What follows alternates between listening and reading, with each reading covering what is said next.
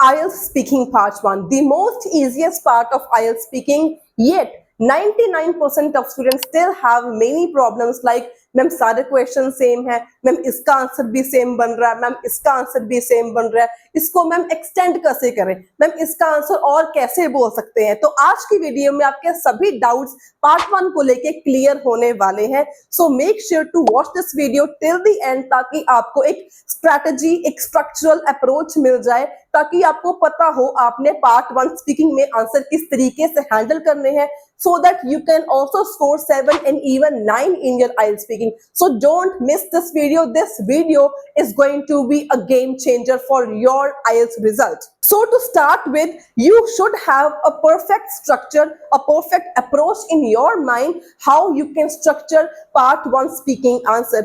आपका हर एक आंसर एक लॉजिकल वे से ऑर्गेनाइज होना चाहिए। अगर आपको पता होगा कि आपके माइंड में कौन सा स्ट्रक्चर है तो आंसर्स को फ्रेम करने में कोई प्रॉब्लम नहीं आएगी। So I am here to explain you a 9 band perfect structure for IELTS speaking part 1. So let's move on to today's video. सबसे पहले सपोज कर लो आपका कोई भी क्वेश्चन आ जाए पार्ट 1 का, any question, any topic, simply आपने क्या करना है, फर्स्ट लाइन में you have to directly answer the question. अगर क्वेश्चन बोले do you like colours, yes I really like colours. Do you like music, yes I really like music. For example, topic लेते हैं music का। Do you like music? Yes, I really like music. This means आपने question का directly answer दे दिया in first sentence. उसके बाद आगे आपने एक्सप्लेन करना है क्यों। आपको अगर म्यूजिक पसंद है तो क्यों पसंद है, आपने इसमें या तो एक्सप्लेन कर दो, या तो रीजन ऐड कर दो, या वाई का आंसर दे दो।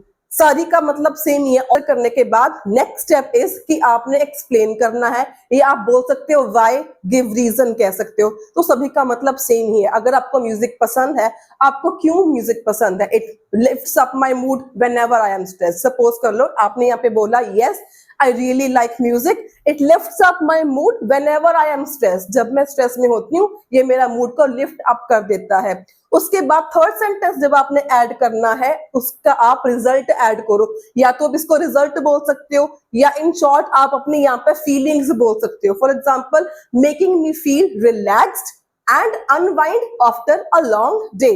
तो कंप्लीट आपका आंसर क्या बन जाएगा, yes I really like music as it lifts up my mood whenever I am stressed, making me feel relaxed and unwind after a long day. Strategy हमने क्या यूज करी, डायरेक्टली हमने क्वेश्चन को answer किया, उसके बाद एक्सप्लेन किया why, and last में हमने फीलिंग्स ऐड कर दी या उसका रिजल्ट ऐड कर दिया। तो दिस इज द स्ट्रैटेजी। अगर आप इसको फॉलो करते हो, प्रैक्टिस करते हो by following this structure, by following this method, I guarantee आपको कभी भी किसी भी पार्ट 1 के क्वेश्चन में प्रॉब्लम नहीं आएगी। So now we will look at some sample answers. एक टॉपिक लेंगे जिसको हम सारे क्वेश्चंस इसी अप्रोच के साथ वी विल लुक कि आप कैसे फ्रेम कर सकते हो। कोई भी आंसर आ जाए, you can easily frame any answer for part 1 with this method. So now we are going to look at some sample answers, जिसका टॉपिक हमने आज लिया है चैलेंजेस। तो चैलेंजेस टॉपिक को लेके I am going to explain कि आपने स्ट्रैटेजी को फॉलो करके कैसे 9 बैंड आंसर्स इजीली कैसे फ्रेम कर सकते हो। So let's look at the first question. So the first question says, how do you usually deal with challenges? आप challenges के साथ डील कैसे करते हो? तो यहाँ पे इंपॉर्टेंट नहीं है ये कि आप मल्टीपल ऑप्शंस दो, आप मल्टीपल आंसर्स दो कि मैं क्या करता हूँ, कैसे करता हूँ। आपने एक आंसर बोलना है, उसको एक्सप्लेन करना है, उसका रिजल्ट देना है। Only 3 steps you have to follow. Directly answer the question, explain और why, and add a result और योर फीलिंग्स, राइट। सो यहाँ पर आप कैसे डायरेक्टली आंसर आप कैसे दे सकते हो, usually I try to stay calm and think logically. जब भी मैं चैलेंजेस में होती हूँ तो मैं अपने आप को काम रखने की कोशिश करती हूँ, and I always think logically. तो ये मेरा हो गया डायरेक्ट आंसर कि मैं चैलेंजेस के साथ डील कैसे करती हूँ। आपने कुछ भी यहाँ पे जनरल सेंटेंस ऐड नहीं करना, सिंपली आपने डायरेक्ट अपने आंसर से ही शुरू करना है। I usually stay calm and think logically. उसके बाद आपने देना है एक्सप्लेनेशन एक सेंटेंस में। एज मतलब यहाँ पर कनेक्टर यूज कर दो। अगर आपको कनेक्टर्स को यूज करना नहीं आता तो आप सिंपल सेंटेंस भी बना सकते हो, लेकिन अगर आप कनेक्टर यूज कर दोगे तो आपका आंसर और कॉम्प्लेक्स सेंटेंस बन जाएगा, सेंटेंस में वेरिएशंस आ जाएंगी एंड आपका बैंड स्कोर और इंप्रूव हो जाएगा। सो एज प्रायोरिटाइजिंग टास्क मतलब जो आप वोकैबुलरी भी यूज करो वो भी आपकी अच्छी होनी चाहिए obviously. Prioritizing task helps me to focus and reduce stress. Think logically का मतलब क्या होता है, मुझे पता है मैंने किस काम को ज्यादा इंपॉर्टेंस देनी है। So prioritising task helps me to focus and reduce stress. मैंने एक्सप्लेन कर दिया कि मैं लॉजिकली अगर सोचती हूँ तो मैं कैसे उसको डील करती हूँ। उसके बाद आगे इसका रिजल्ट, एज अ रिजल्ट इसका क्या आपकी फीलिंग्स कैसे होती हैं, आपको कैसा फील होता है। इसके बाद लिखा and I am able to solve the problem more effectively. अगर मैं इस तरीके से चैलेंजेस को डील करती हूँ तो मुझे प्रॉब्लम्स को इफेक्टिवली सॉल्व करना आ जाता है, मैं कर सकती हूँ प्रॉब्लम्स को इफेक्टिवली सॉल्व। सो आपने क्या किया, डायरेक्टली आपने आंसर किया, एक्सप्लेन कर दिया एंड आपने अपना फीलिंग ऐड कर दी या उसका रिजल्ट ऐड कर दिया। दी वेरी इजी स्ट्रैटेजी जो आपको 9 बैंड तक लेने में, स्कोर करने में बहुत इजीली आपको हेल्पफुल हो सकता है। सो जब भी आप नेक्स्ट टाइम प्रैक्टिस करो पार्ट 1 स्पीकिंग की, try to use this strategy and this approach and do let me know कि आपकी ऐसे इंप्रूवमेंट हुई या नहीं हुई। उसके बाद let's take one more question. For example, so do you like to live a life that has lot of challenges? क्या आपको ऐसी लाइफ अच्छी लगेगी जिसमें बहुत सारे चैलेंजेस हो?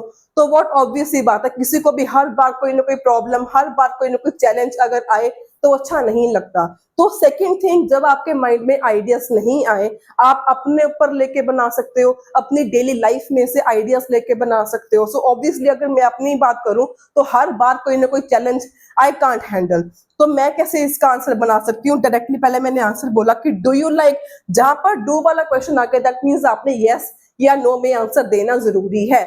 कभी भी स्टार्टिंग में जेंडर लाइन आपने पार्ट 1 में ऐड नहीं करनी है। So no, I don't prefer life full of challenges, मतलब जिस लाइफ में बहुत सारे चैलेंजेस हो, I will not prefer that life. मैंने डायरेक्टली क्वेश्चन को आंसर कर दिया। उसके बाद मैंने बोला क्यों, क्यों नहीं मैं कर सकती?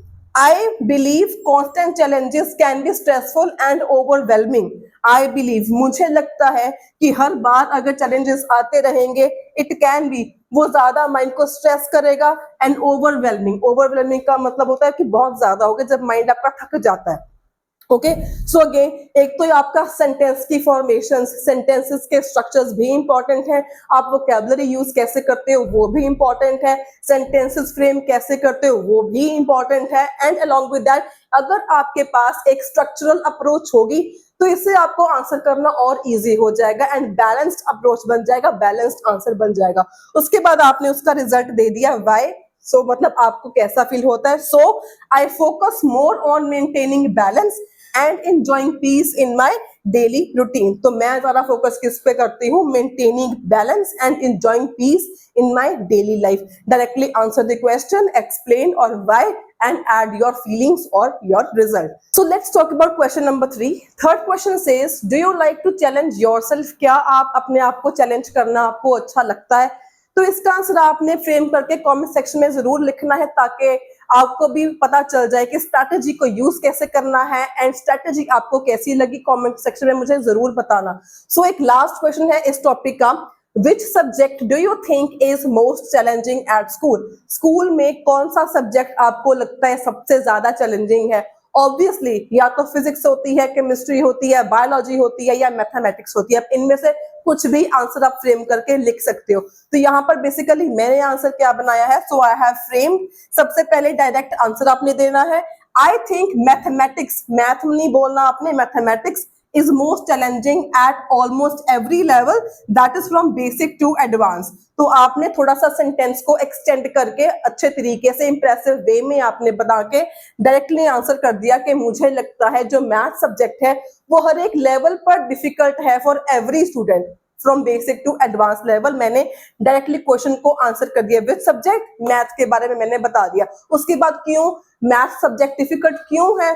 क्योंकि it requires a lot of logical thinking and problem solving skills. इसमें बहुत सारी लॉजिकल हमें थिंकिंग करनी पड़ती है, प्रॉब्लम सॉल्विंग स्किल्स होनी चाहिए, which can be difficult to grasp, जो कि स्किल्स जो हैं डिफिकल्ट होती हैं समटाइम्स समझने के लिए, उसको ग्रैप्स करने के लिए ये चीजें डिफिकल्ट होती हैं फॉर मेनी स्टूडेंट्स। एंड मैंने एक वीडियो में समझाया था स्किल्स का वोकैबुलरी वर्ड या सिनोनिम आप क्या यूज कर सकते हो। अगर आपने मेरी प्रीवियस वीडियोस देखी हैं, do let me no in the comments skill की जगह पर आप कौन सा वर्ड यूज कर सकते हो, जो मैंने बताया था अपनी प्रीवियस राइटिंग वाली वीडियोस में।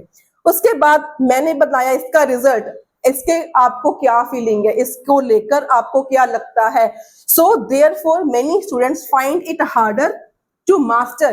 तो इसीलिए क्योंकि ये डिफिकल्ट सब्जेक्ट है, लॉजिकल थिंकिंग होती है, प्रॉब्लम सॉल्विंग स्किल्स होती है, इसीलिए many students find it harder to master this compare to other subjects. तो यहाँ पर आपने कंपैरेटिव सेंटेंस बना दिया एंड इसके कारण ज्यादातर स्टूडेंट्स को ये सब्जेक्ट मास्टर करना डिफिकल्ट लगता है कंपेयर टू अदर सब्जेक्ट्स। सो सीधा आपने क्या किया, डायरेक्टली आपने क्वेश्चन को आंसर कर दिया, रीजन दे दिया व्हाई एंड आपने रिजल्ट या अपनी फीलिंग ऐड कर दी, that's it. So this is the most simple strategy to answer IELTS speaking part 1 questions. इससे आपको हर एक क्वेश्चन सिमिलर नहीं लगेगा, हर एक का आप अलग अलग आंसर भी फ्रेम कर पाओगे इजीली एंड स्ट्रक्चरल अप्रोच आपके पास होगी, तो आपके माइंड में आइडियाज भी होंगे कि हमने कैसे फ्रेम करना है।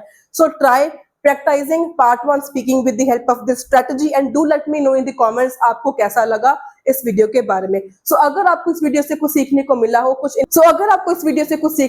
हो, कुछ इन्फॉर्मेटिव लगा हो, do give it a thumbs up, share it with your friends and don't forget to subscribe my channel for daily informative videos on IELTS। and मैंने एक वीडियो बनाई थी जहां पर 20 keywords with 1 sample answers मैंने cover किए थे। If you haven't watched that video, must watch that video। That video is really beneficial for you guys। and general training के लिए रीडिंग की वीडियो भी अपलोड करी थी मैंने, अगर आपने वो वीडियो नहीं देखी, must watch this video. these questions are very important from exam point of view। so until then, stay happy, stay healthy and all the very best for your IELTS exam।